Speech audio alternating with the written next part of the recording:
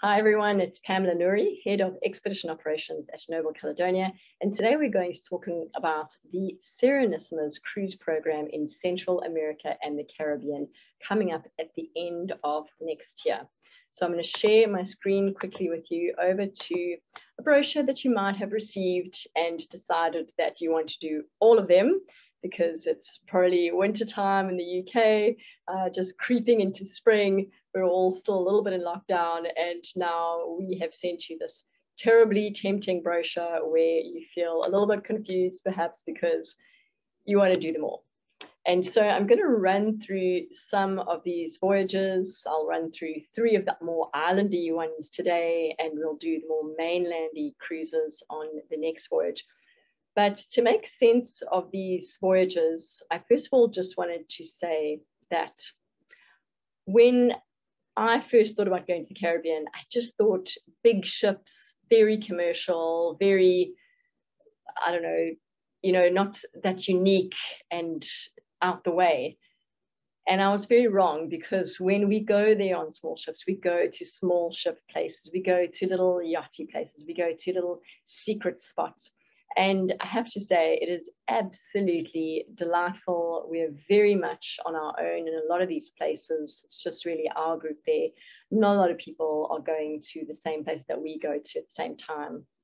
And it's great on the wildlife and expedition, the history, the culture, ancient cultures, as well as really more recent colonial stuff. So it is such a fantastic mixed bag of unique things to see and enjoy, and every one of our voyages are unique, and they're unique since the last time we did them too, so they always get tweaked a little bit. If you saw Central American Odyssey 2 years ago in a brochure, oftentimes this one will be slightly tweaked, slightly different to what we've done before, and that's because every time we go there, we're adding notes, we're saying, oh, this isn't working that well anymore, it's changed a bit, or oh my gosh, we really have to try this new little spot, we've never been there before. And so we're always pushing to find new little delights within what would otherwise be thought of as a very well-known area, the Caribbean and Central America.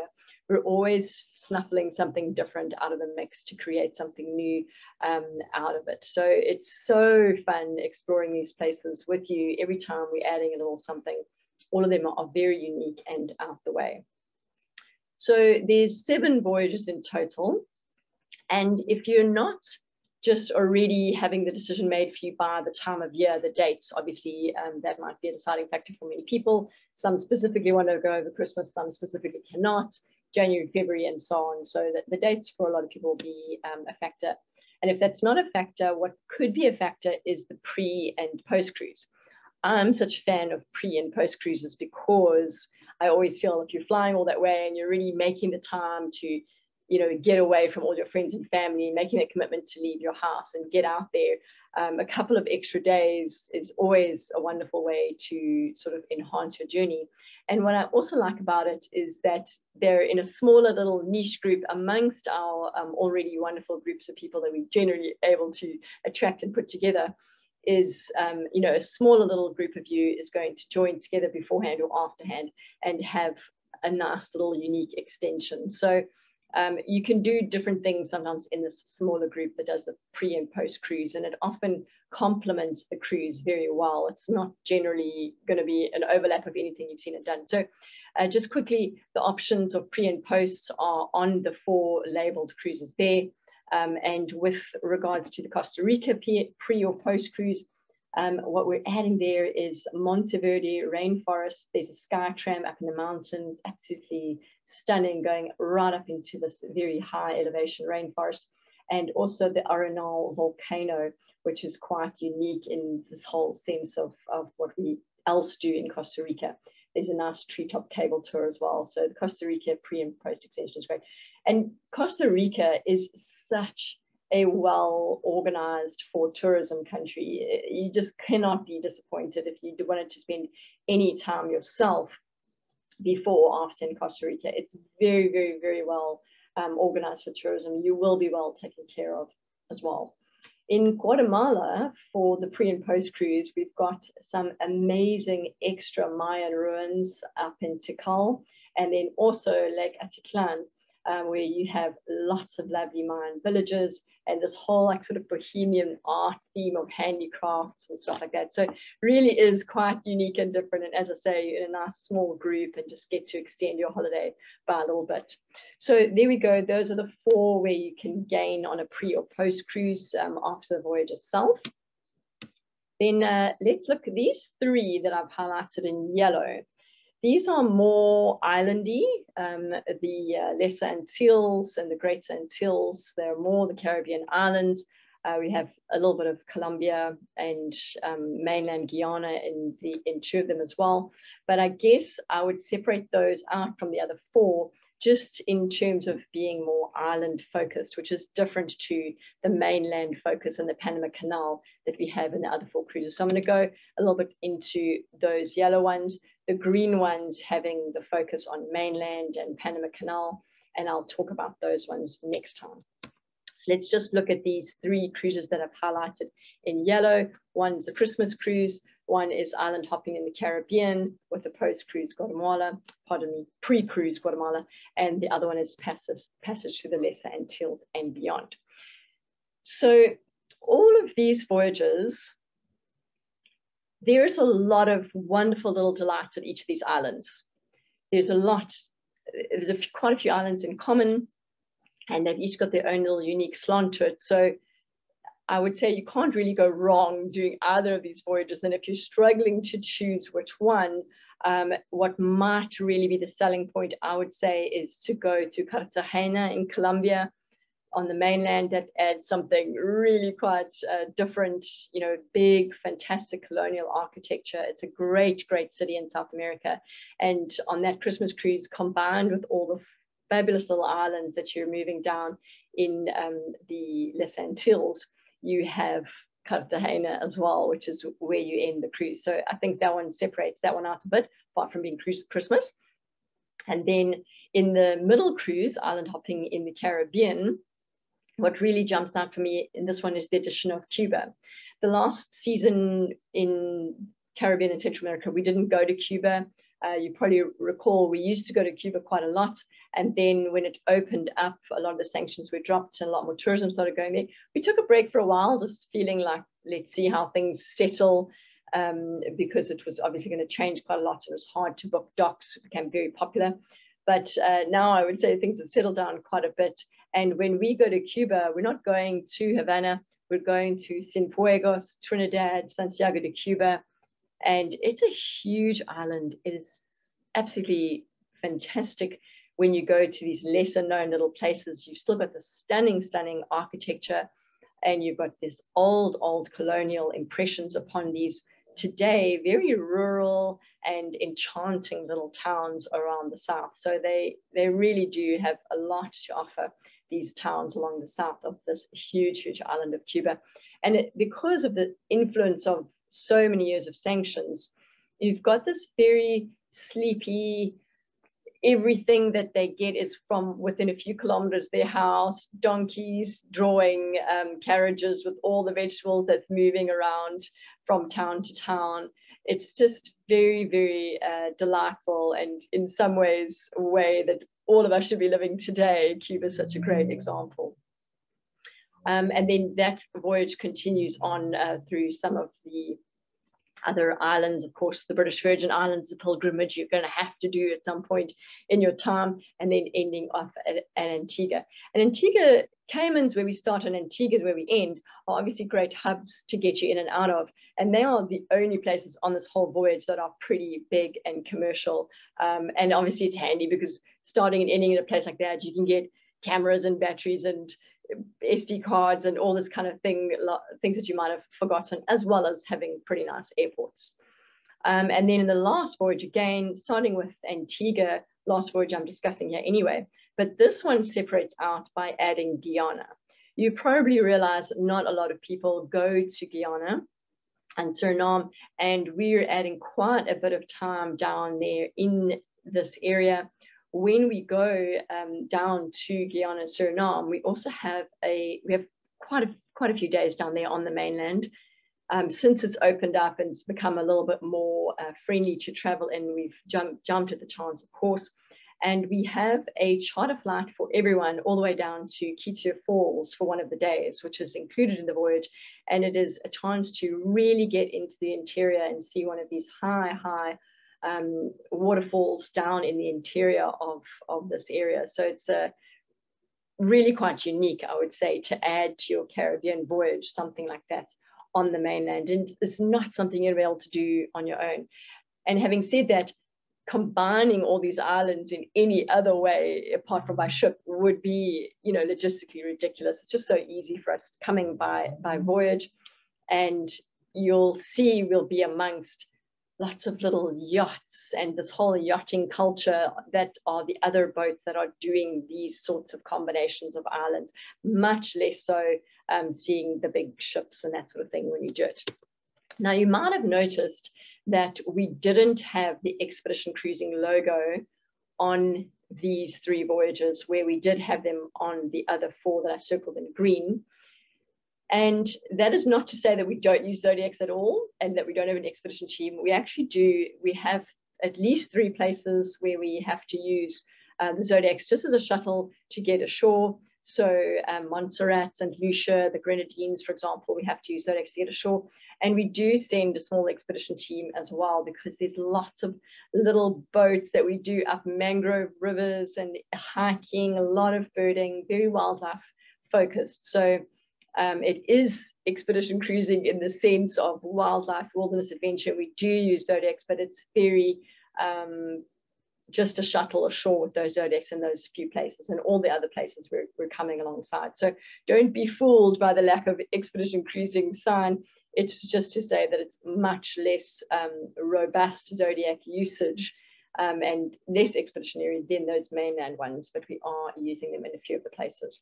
And of course, when we have some of the more arduous hikes and stuff, there are always going to be other options. Okay, so I'm just going to run through a couple of pics that we took on the last Serenissima season. These were just my own photos I took with my phone 2 years ago. I think we were there last 2019 down in the Caribbean. So lots of time in warm tropical rainforests. You want really good footwear as well. You want like nice, wet, dry types of hiking sandals. And this is just one of the forests in Tobago. We also have wonderful, we have snorkeling in lots of the places in the Caribbean, and 1 or 2 options. There's a glass bottom boat. This one's in Tobago, so that's also nice for those who don't really want to get into the water. The bird life across these islands is absolutely wonderful. And a lot of the places, because the bird life is such an attraction to people, they'll set up these little bird feeders. So even with the most basic of cameras, and not even without binoculars, in many of the islands where there's a bird focus, like Trinidad in this example, you can get fantastic views of hummingbirds, as in this case, but all of the bird life, they've got a lot of bird feeders in. You know, if you're doing a forest walk, as you arrive at the visitor center, they'll have a little bird feeder there. So some people might want to go off on the whole forest walk, and some people will literally just want to stay there at the center and just take photos of the birds from the center. So it's so nice, the mixture of abilities that can achieve seeing the wonderful flora and fauna on these islands. Like I said, though there's not too much Zodiacs, we will be getting you on boats, no doubt. And in Trinidad is one of the places where we have this lovely boat cruise right through these sort of mangrovey areas. You see so much of the wonderful local wildlife on these cruises. And at the end of the day, we try and catch the sunsets of the flamingos, these absolutely gorgeous red ibises, pardon me, coming in at the end of the day around the sunset. So it's a real attraction with the flamingos and ibises in this sunset cruise. Sunshine hats, some of the more, as we go into the more windward islands, it can be quite dry as well. And so you want to keep your expedition gear on in the sense of good sun coverage and longish shirts and pants in order to protect yourself from the sun on some of these hotter, drier islands. Bequia is so charming, so sleepy. Like I said, not a lot of big ships going there. We'll come in and anchor amongst these yachts, and it's just a really nice sleepy island. There we go, still on Bequia. fortifications across all of the islands. There's the history, and our historians on board bring this alive, as well as all the local guides and the places that we go to. There are so many forts that we get to explore amongst all of the islands. Every island has some sort of fort, and some of these forts have been taken through various nationalities to protect and fortify these islands against invaders. We have wonderful lookouts. We're in Kingstown, St. Vincent and the Grenadines now. The buses take you up to these absolutely wonderful high island points and viewpoints, amazing colonial buildings and architecture spotted in amongst all of the islands, a little bit something different, unique, and also the forts. The snorkeling in the Caribbean is nothing like what you might expect to see in the Coral Triangle, Indonesia, or even the Indian Ocean. There's a whole lot less biodiversity, fewer species, but having said that, there's quite a lot of unique opportunities for snorkeling along the way, and it's always just nice to get into the water and see the species that we find there. We do run some of our own snorkeling operations along the way, but in islands where they have locally run snorkeling operations, we might join in on the local snorkel operations, which is great to participate, of course, in the local tourism industry, as well as the fact that we can do it ourselves. It's nice to participate. Soufriere in St. Lucia, such a wonderful anchorage. Again, it's just us and a couple of yachts on these sleepy little islands. You turn up at sunrise under the shadow of these great pitons, and we go ashore. We do our explorations in the various forests and tours, and here's one of the botanical gardens in Soufriere. And of course, the sulfur bubbling pots, the volcanic aspect and geology. A lot of these islands is a very big part of it. Just a quick glimpse of what people are wearing. It's warm, it can be hot, it can be humid, it can be rainy. So you want your good coverage and options for all of the weathers, all the different weather that could come through on the various islands, but generally quite hot, and you want protection against the sun and the heat. Less so also with the insects, but more once you get to the mainland aspects of the tour. Binoculars and cameras is what you're going to want. And we have great local guides wherever we go. More of the forts in Cabrit's, Dominica, and our historians on board, as well as, like I said, the local guides, really bring to life the centuries of fascinating history of the fortifications and the changing of hands that happened at so many of these islands. It's such a big part of these tours, is understanding the history of all the events that transpired at all these different islands. And the story is often sort of the same theme, but coming out in different stories on each of the islands. And the local guides are always so passionate about their aspect of somewhat the same history that happened throughout the region. And it's so nice engaging with the local guides on the history of these islands. Dominica, still another little boat that we're going to get you in to get up close to the wildlife. Some wonderful little stop that we do on this one to go have a little rum in the forest. Why not? And Montserrat is on quite a few of those voyages. It's sometimes thought of as being Pompeii of the Caribbean. Devastation from some of the volcanoes that happened there in 95 and 2000. And absolutely striking to see the ruins from this volcano more or less running down and destroying the whole town there. Decent snorkeling. Oranjestad is just one of the most quaint in San Estasius, one of the most quaint little towns that we go to.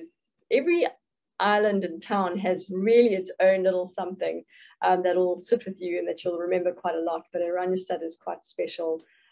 Some of the interesting buildings and quaint elements of the town that you see around in Oranjestad. So like I said, they all have this wonderful sprinkling of islands, each with their own unique history, fauna, flora, wonderful local guides.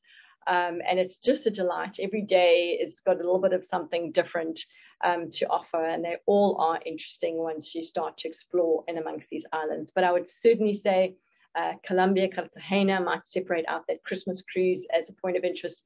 Cuba is a very interesting place, especially, as I said, those outer towns in the more rural areas in the south, in the island hop in the Caribbean. And Guyana is a big hit, as a big coup, should I say, as far as being able to get to some of the harder to reach places of the world, and also only just recently started opening up a bit more for tourism. So hope that helps you to get a bit of a flavor and a taste for what these islandy types of Caribbean trips are like.